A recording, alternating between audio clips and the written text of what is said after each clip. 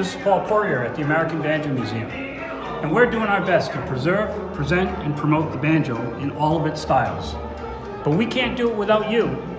We need your support, so I hope you'll join me in contributing to your American Banjo Museum. And thank you.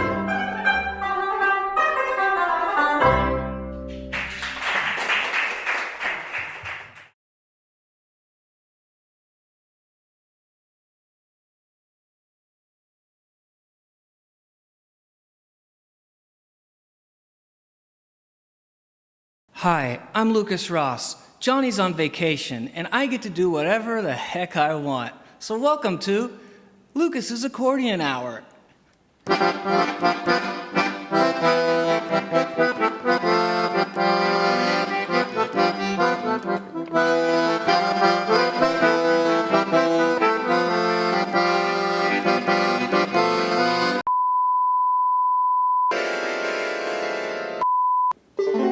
I got questions. Do parents of identical twins need a picture of each? If they look the same, why hang up two? Now, I'm not trying to preach, it's just that technically if they're identical, one picture should suffice. Just hang up the one and then you're done, instead of hanging up the same picture twice. Am I right? I've got questions you might not want to hear. If you got answers, I'd appreciate if you left them here. I'm done thinking. Well, honestly, I never begin. I got so many questions, and here we go again.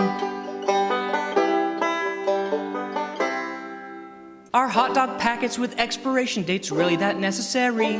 If you're buying mystery meat in the first place, you're throwing caution to the wind. If you ask me now, I keep putting this off. But I gotta know, if I get good at crastinating, you think that I could go pro? I got questions you might not wanna hear. If you got answers, I'd appreciate if you left them here. I'm done thinking. I honestly never began, but I got so many questions. Here we go again. If I put a pear in a pair of pants, does that suddenly make it four pair? Does Steve Martin freak if he looks in the mirror and sees he's got just one black hair? If the best tuba player in the band has to stand, is he still considered first chair? Is it wrong to say I'm the most humble person in the whole wide world? Do you care? I got questions! Banjo solo. Thank you. Does a Whole Foods store just sell donuts and bagels and Swiss cheese? Or do they sell more? Do hogs and pigs live exciting lives, or is every day a bore? If I just buy glass and curtains, does that mean that I window shop? If I get wrapping paper as a gift and I start to unwrap, how the heck do I know when to stop? I got questions! Got so many questions!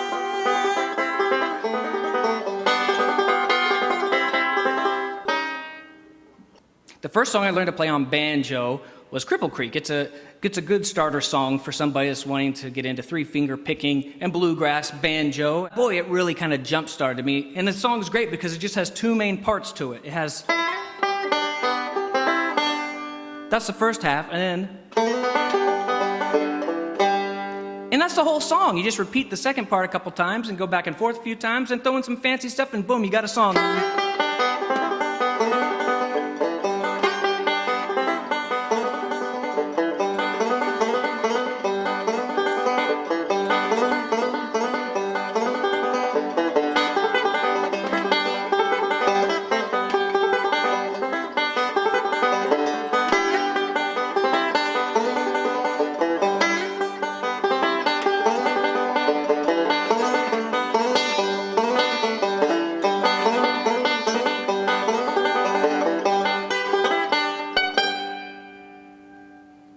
And that's the song that I do at Pikachu classes right here, hoping to do some of those very soon. That's where, if you've never played a banjo before, I teach you how to play, guaranteed, or your money back, because it's free! There's a lot of songs that banjo players say you should never play, but I don't follow those rules. And one is Foggy Mountain, and another one is Dueling Banjos, and another one is Beverly Hillbillies. So I thought I'd just do all three of them together because they didn't tell me I couldn't do that.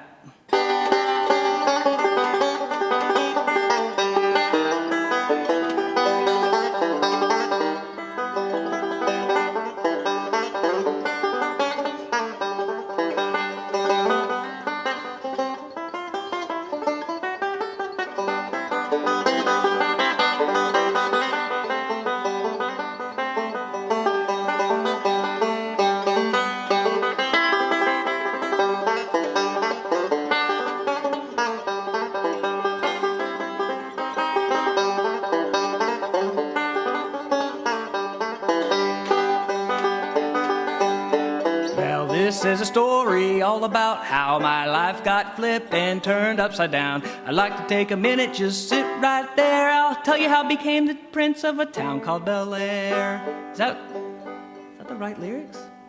Yeah, I think so. In West Philadelphia, I was born and raised. On the playground is where I spent most of my days. Chilling out, maxing, relaxing, all cool, and all shooting some b-ball outside of a school. The Beverly Hillbillies. This is a song called You Play Banjo Like a Frog, and it's on my album I did with my wife called Aubrey and Lucas. And if you get it, you'll find out it makes a great coaster.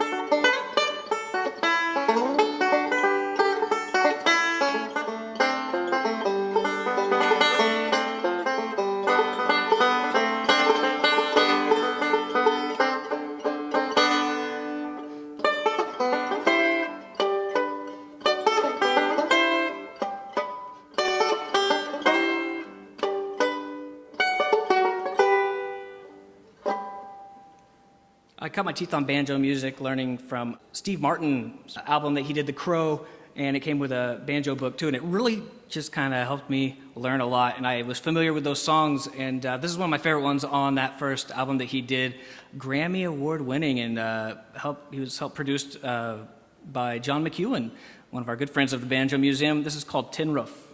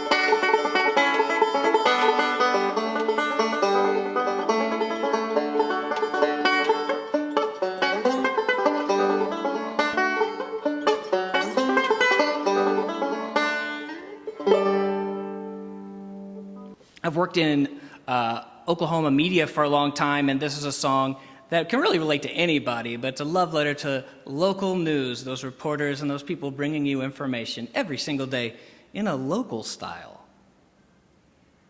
That sounds like a pretty good intro. Let's cut this part out. Promise me you're going to cut this part out, okay? All right. Edit right here. Perfect. Okay. you sure?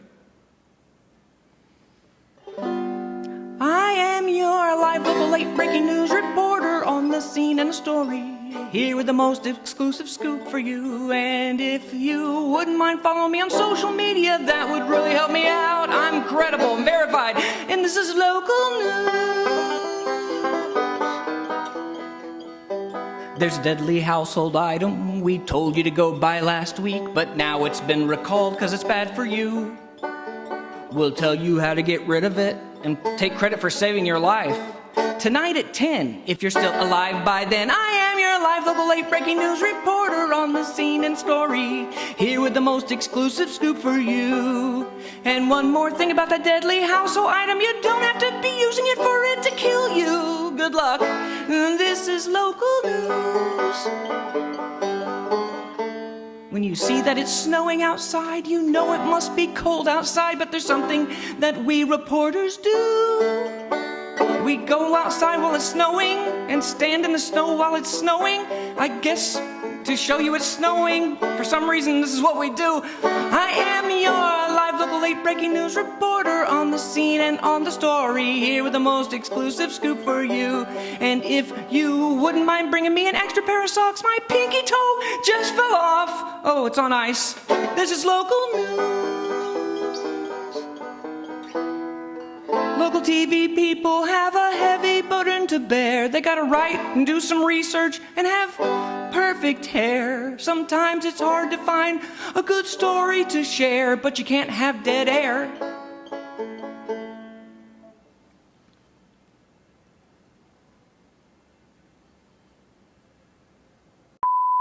Oh, me?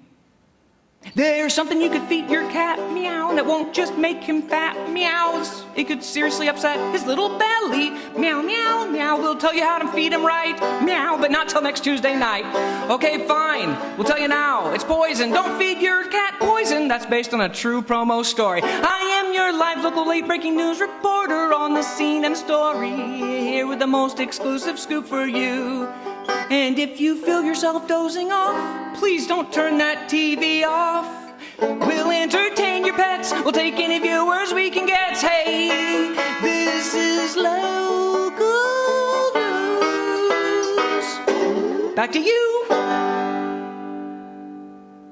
And now a special message from the Beef Council.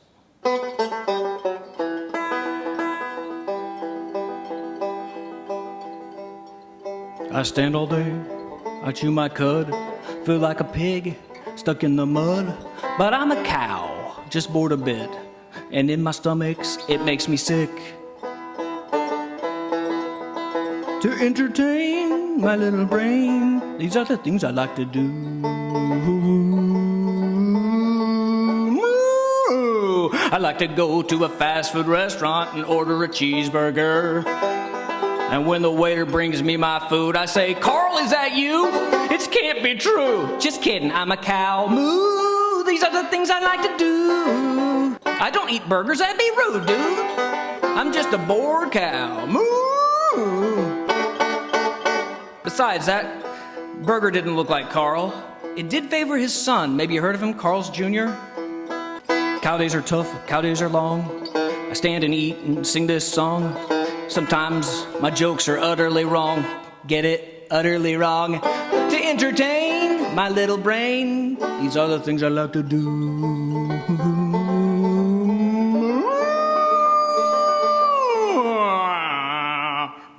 I like to hoof it to the neighbor's house and jump up on their trampoline. I start bouncing up and down and shaking all around, do you know what I mean? And when the kids get home, they're like, "Mom, why is there a cow jumping on the trampoline?"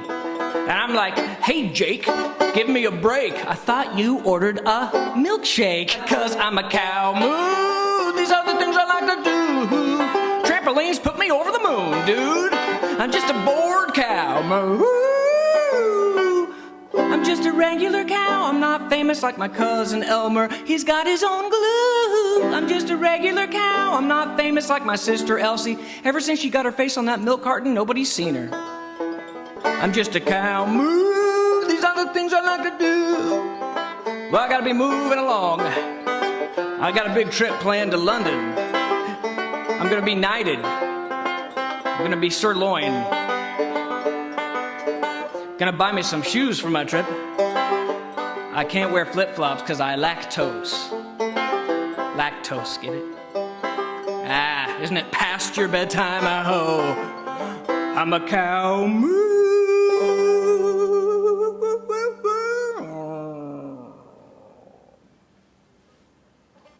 Roger Miller, a famous Oklahoman, is a big inspiration to me. I loved his music, I loved his witty lyrics, and I was honored to get to speak at the Roger Miller Music Festival a few years back in Eric, Oklahoma, where he was from.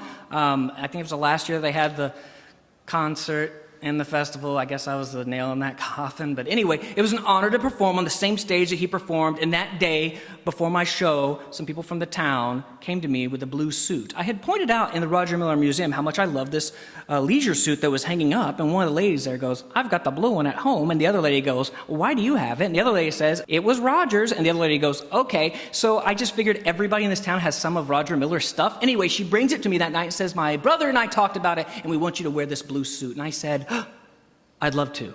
And she said, "You know what? If you want it, you can have it." And I said, "I could never do that. I'll wear it tonight and sweat in it, but it'd be disrespectful for me to keep this suit." And she said, "Whatever, think about it."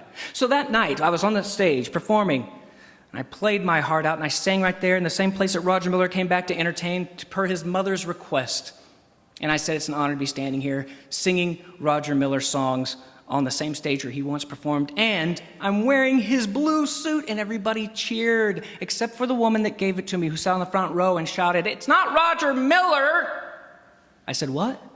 She said, "Not Roger Miller's suit." I said, "Whose is it?" And she says, "Roger Smith." And I said, "Who's that?" And she goes, "That's my brother." And she pointed to the end of the aisle. There was another guy there, I guess Roger Smith, who just waved at me and goes, "We talked about it and decided we want you to have it." So ladies and gentlemen, boys and girls, and everyone worldwide, please know that I personally own the Roger Smith from Eric, Oklahoma's blue leisure suit that he wore to one prom and maybe a graduation. In the summertime, when all the trees and leaves are green, and the redbird sings, I'll be blue, 'cause you don't want my love.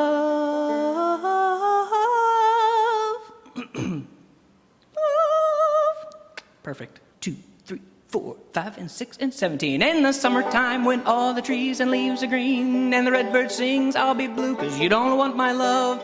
Some other guy is taking up all your precious time, and you ain't got time for me, 'cause you don't want my love. You don't seem to care a thing about me. You'd rather live without me than to have my arms around you when the nights are cold and you're so all alone. Eve. In the summertime, when all the trees and leaves are green, and the redbird sings, I'll be blue, 'cause you don't want my love. That's the best thing about Roger Miller music. You can just make sounds if you forget the words.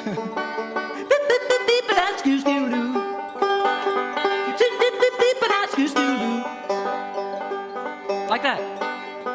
Roses are red and violets are purple, and sugar is sweet and so is maple syrup. I'm the 7th out of 7 sons. My pappy was a pistol, I'm a son of a gun. Oh, dang me, dang me. You ought to take a rope and hang me high from the highest tree. Woman, would you weep for me? Skoo, skoo, skoo, skoo, skoo, da, doo, doo, doo. Skoo, skoo, skoo, skoo, da, boo, skoo, doo. My uncle used to love me, but she died. A chicken ain't chicken till it's looking good fried. Keep on the sunny side. My uncle used to love me, but she died. Who gave me quarter 30 cents for a ring of keys, 3.65 and a dollar bill of groceries? I have me a car of my own till then, but I need a ride. Hey, my uncle used to love me, but she died. My uncle used to love me, but she died. Chicken ain't chicken till it's looking good fried. Keep on the sunny side. My uncle used to love me, but she died. I hear tell you're doing well, good things have come to you.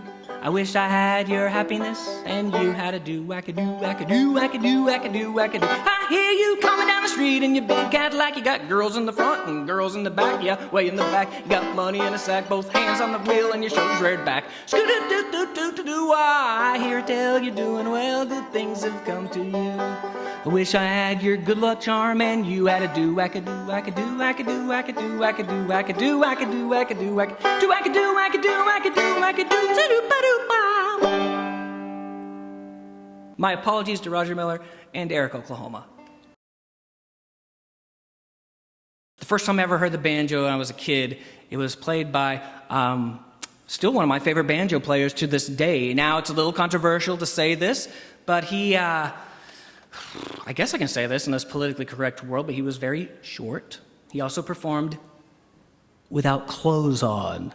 I don't know if I can even say that here, but he performed naked. He was also a frog, and he played that. Don't call him a puppet because it's 2021, and he told me the correct term is handheld American. Yes, Kermit the Frog playing Rainbow Connection was a big inspiration to me, and I was lucky enough to get to appear with Kermit in a Banjo Roots video that plays right here at the Banjo Museum. So come and visit and watch Kermit check out all the banjos that are on display. It was a dream come true to work with him, and I even got to provide a little bit of background track for one of his performances of Rainbow Connection. Let's just say I was backing him up. Here's the first song I ever heard on the banjo, and still one of my favorites.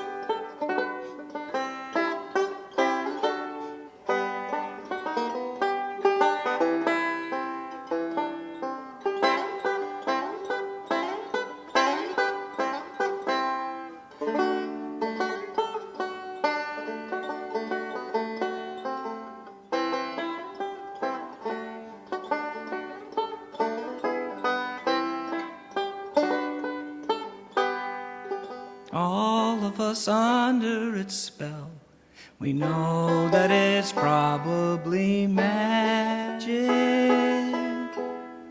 Have you been half asleep and have you heard voices? I've heard them calling my name. Is this a sweet sound that calls the young sailors? The voice might be one and the same. I've heard it too many times to ignore it. It's something that I'm supposed to be.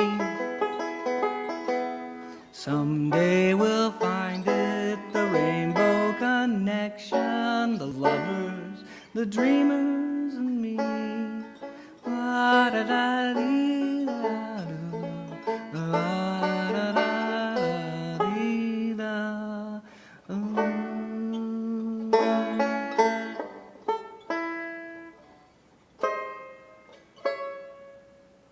Thanks, Kermit. It's truly an honor to be an employee here at the Banjo Museum and to be befriended with so many wonderful musicians and artists and friends of this instrument, and really just to be able to play it. I really respect it. I got into the banjo because of my influence of Steve Martin and even the Muppets, but I've learned just how much of a history and respect that I approach this instrument with now every time I play it. The Banjo Museum has a great display and walks you through all the stages of the banjo. And the cool thing about this museum is it's evolving, it's ever growing. We're finding out more and more things about its past and watching where it's going in the future. So it's a living and breathing museum and really exciting. If you'd like to be part of it, you can sign up to be a member or find a way to donate and support the Banjo Museum. Go to AmericanBanjoMuseum.com. When you become a member, you get access to all kinds of cool stuff like past virtual shows that aren't available anymore and even some special tours and behind-the-scenes things. Plus, you get discounts in the gift shop, which is great. Okay, I did the plug, so I get my paycheck this week, right? I'm not supposed to say that part. Got it. The very first time I met Jamie Deering with the Deering Banjo Company, she asked me if I was a Deering artist, and I said no, and she said, you should sign up. She obviously hadn't heard me play, and then she heard me later that day.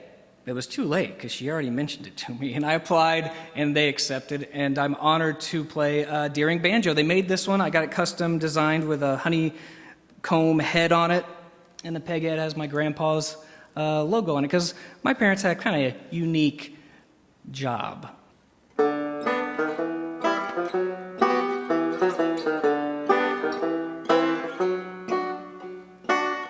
I was born in Minko, Oklahoma.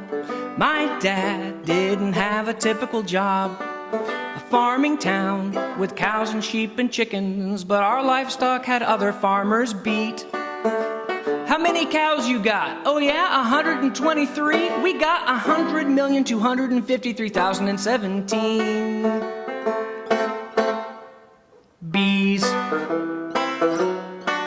We got bees. We got bees. We got bees. Awkward years, growing up in bee yards, day after day, with workers, drones, and queens. Therapy shouldn't be for children, but I was on that couch every Tuesday at 3. You'd see shrink too if you were allergic to bees and your parents had bees.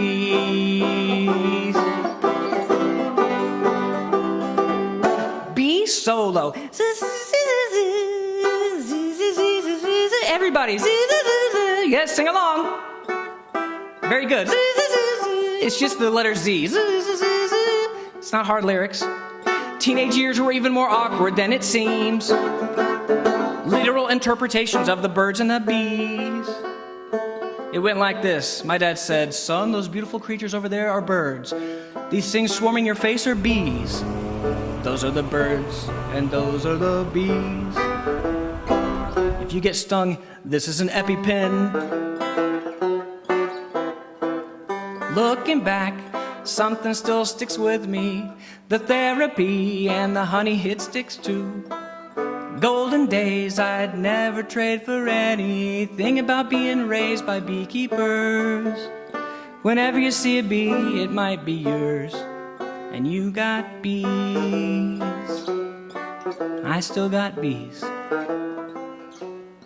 And I still got that EpiPen. Go out and tell the other bees I've got bees. Thanks so much for having me here. And oh, do I have time to talk about my timeshare opportunity?